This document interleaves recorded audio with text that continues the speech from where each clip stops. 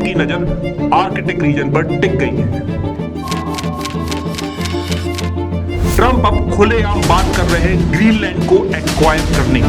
I have tremendous respect for both the people of Greenland and कि Greenland अपने internal matters खुद handle करता है। but every NATO ally has an obligation to be able to defend their own territory. आज की दुनिया में geopolitics ना सिर्फ रूल से चलती है दोस्तों, और ना ही मोरालिटी से। To send our own forces to hold the Greenland territory and hold it with this. 2026 का फरवरी अभी ठीक से शुरू भी नहीं हुआ है, लेकिन ग्लोबल पॉलिटिक्स में Donald Trump already tempo set कर चुके हैं। पहले वेनेजुएला के प्रेसिडेंट निकोलस मदुरो को उन्हीं के देश से अमेरिकन कस्टडी में ले लिया जाता है। फिर ईरान के सुप्रीम लीडर अयतुल्ला खमीनी को एक खुली और पब्लिक वार्निंग दी जाती है कि अमेरिका जब चाहे ईरान पर हमला कर सकता है। इसी दौरान Trump French president Emmanuel Macron के एक प्राइवेट मैसेज को पब्लिक कर देते हैं और अब ट्रंप की नजर आर्कटिक रीजन पर टिक गई है। ट्रंप अब खुलेआम बात कर रहे हैं ग्रीनलैंड को एक्वायर करने की। इसी एक स्टेटमेंट के साथ डेनमार्क, ग्रीनलैंड, नाटो और अमेरिका के बीच टेंशन की एक नई लेयर साफ तौर पर दिखने लगी है। दोस्तों, इस डॉक्यूमेंट्री में हम ये देखेंगे कैसे बर्फ से ढका हुआ ग्रीनलैंड धीरे धीरे ग्लोबल जियोपॉलिटिक्स का एक क्रिटिकल हॉटस्पॉट बन गया है। हम ये भी समझेंगे कि अमेरिका ग्रीनलैंड को क्यों एक्वायर करना चाहता है। लेकिन इस एनालिसिस से पहले जरूरी है ग्रीनलैंड को वर्ल्ड मैप पर बिल्कुल ऊपर नॉर्थ ईस्ट डायरेक्शन में स्थित है। एक तरफ कनाडा का आर्कटिक रीजन पड़ता है, जबकि दूसरी तरफ नॉर्थ अटलांटिक ओशियन मौजूद है।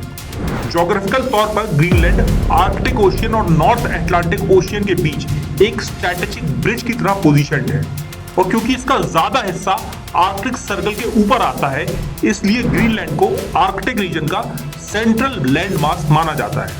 अब अगर डिस्टेंस के नजरिए से देखें तो पिक्चर और भी क्लियर हो जाती है। ग्रीनलैंड की कैपिटल न्यूक से न्यूयॉर्क तक का स्ट्रेट लाइन डिस्टेंस लगभग 2986 किलोमीटर है। इसके मुकाबले ग्रीनलैंड का पॉलिटिकल रिश्ता डेनमार्क के साथ है, लेकिन कोपेनहेगन से न्यूक तक का डिस्टेंस लगभग 3547 किलोमीटर पड़ता है। यानी ज्योग्राफी के हिसाब से ग्रीनलैंड यूरोप से ज्यादा नॉर्थ अमेरिका के नजदीक बैठा हुआ है।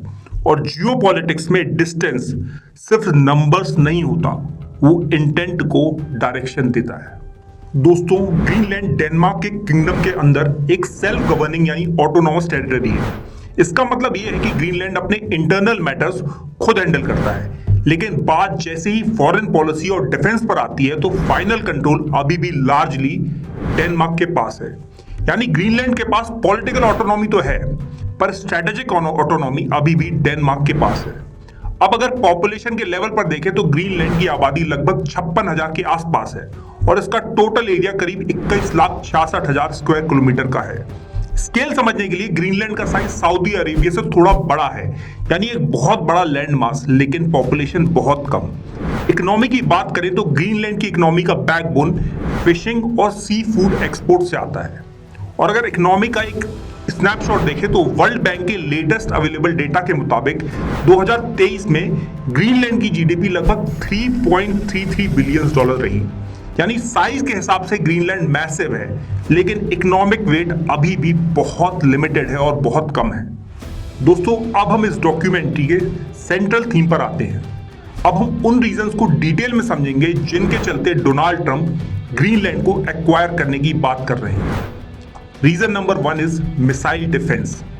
अगर रशिया और यूनाइटेड स्टेट्स के बीच कभी भी न्यूक्लियर कन्फ्रंटेशन होता है तो सबसे छोटा और सबसे fastest missile route Arctic region के ऊपर से गुजरता है। इसी स्ट्रैटेजिक रियलिटी की वजह से ग्रीनलैंड पर मौजूद पिटोफिक स्पेस बेस अमेरिका के मिसाइल डिफेंस आर्किटेक्चर का एक क्रिटिकल पिलर माना जाता है। दोस्तों, यहां installed early warning radars Russian launch nuclear missile को इनिशियल फेज में ही डिटेक्ट कर लेंगे और यहीं से real time data directly US defence network को कम्युनिकेट कर दिया जाएगा। न्यूक्लियर डिटेक्टर्स के कॉन्टेक्स्ट में सबसे कीमती चीज होती है दोस्तों, वो है वार्निंग टाइम। और ये वार्निंग टाइम अमेरिका को सिर्फ उन लोकेशन से मिल सकता है जो आर्कटिक जैसे फॉरवर्ड पोजीशन पर सिचुएटेड है। इसीलिए अमेरिका के लिए ग्रीनलैंड सिर्फ एक बर्फ से ढका हुआ आइसलैंड नहीं है दोस्तों। ग्रीनलैंड अमेरिका के लिए फर्स्ट लाइन ऑफ डिफेंस है। Reason number 2, Arctic security. Cold war के बाद आर्कटिक रीजन को एक लो टेंशन जोन माना जाता था, एक ऐसा एरिया जहां राइवलरी कम होगी और कोऑपरेशन ज्यादा। लेकिन वक्त के साथ ये अजम्पशन धीरे धीरे कोलैप्स हो चुका है दोस्तों। आज की रियलिटी ये है कि रशिया ने आर्कटिक रीजन में अपनी मिलिट्री प्रेजेंस को एग्रेसिवली एक्सपेंड कर लिया है।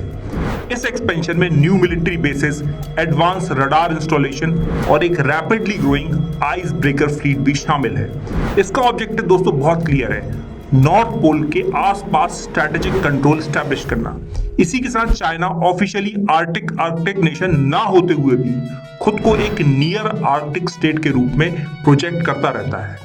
China research station, Arctic shipping routes और लॉन्ग टर्म स्ट्रैटेजिक एक्सेस पर सिस्टमैटिकली काम कर रहा है। यानी आर्कटिक अब एक न्यूट्रल जोन नहीं रहा दोस्तों, ये एक इमर्जिंग पावर थिएटर बन चुका है। और इसी ब्रॉडर कॉन्टेक्स्ट में ग्रीनलैंड की लोकेशन एक्स्ट्रा ऑर्डिनरी इंपॉर्टेंस ले लेती है। ग्रीनलैंड आर्कटिक के की एंट्री और एग्जिट रूट्स पर स्ट्रैटेजिकली पोजीशनड है। इसी कारण यूनाइटेड स्टेट्स के लिए ग्रीनलैंड एक ऐसा पॉइंट बन जाता है जहां से आर्कटिक मूवमेंट को मॉनिटर किया जा सकता है, डिटर किया जा सकता है और जरूरत पड़ने पर कंट्रोल भी किया जा सकता है। इसी वजह से ग्रीनलैंड पर इंटरेस्ट सिर्फ ज्योग्राफी का इशू नहीं रहता दोस्तों, ये आर्कटिक के फ्यूचर पावर बैलेंस का सवाल बन जाता है। Reason number 3, shipping roots.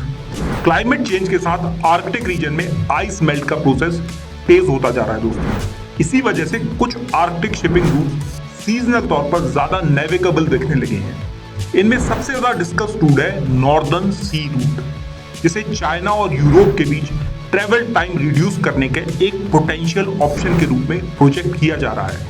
लेकिन ग्राउंड रियलिटी ये है कि आइस की unpredictability, limited infrastructure, short seasonal Windows और जियोपॉलिटिकल रिस्क की वजह से ये रूट्स अभी तक मेन स्ट्रीम ट्रेड कॉरिडोर्स नहीं बन पाए हैं। इसी कॉन्टेक्स्ट में ग्रीनलैंड की इंपॉर्टेंस और भी ज्यादा बढ़ जाती है। ग्रीनलैंड आर्कटिक ओशियन और नॉर्थ अटलांटिक के जंक्शन पर स्ट्रैटेजिकली पोजीशनड है, इसलिए फ्यूचर के पर्सपेक्टिव से मैरीटाइम ट्रैफिक, नेवल सर्वेलेंस और लॉजिस्टिकल सपोर्ट हब्स के लिए ग्रीनलैंड की स्ट्रैटेजिक वैल्यू और ज्यादा क्रिटिकल हो जाती है।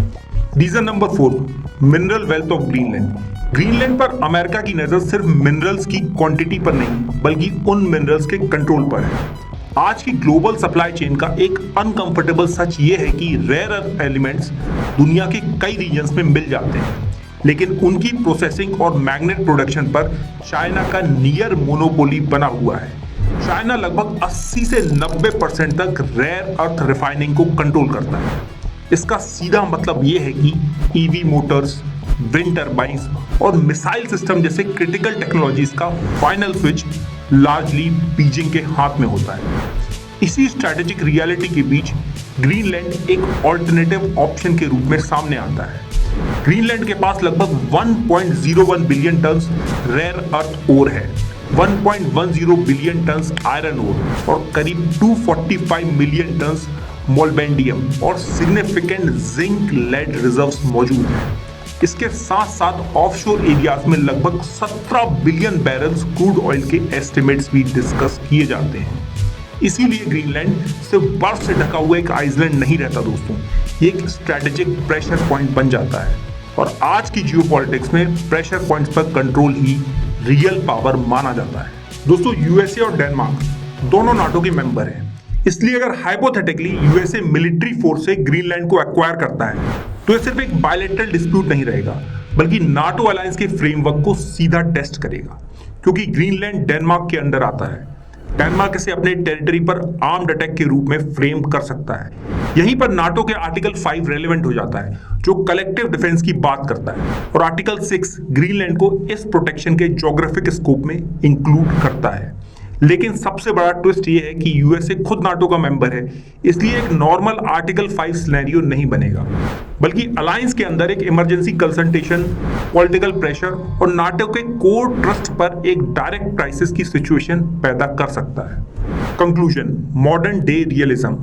आज की दुनिया में जियोपॉलिटिक्स ना सिर्फ रूल से चलती है दोस्तों, और ना ही मोरालिटी से। ये चलती है पावर, इंटरेस्ट और टाइमिंग से।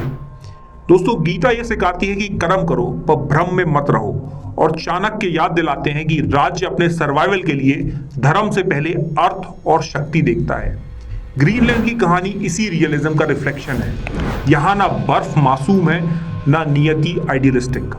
मॉडर्न वर्ल्ड में जो स्ट्रेटेजिक है वही वल्नरेबल है, और जो पावरफुल है वही रूल बेस्ड ऑर्डर को डिफाइन करता है।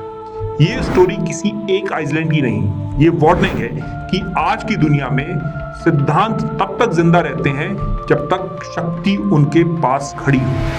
दोस्तों, अगर आपको ये डॉक्यूमेंट्री पसंद आई है तो don't forget to like and subscribe this channel.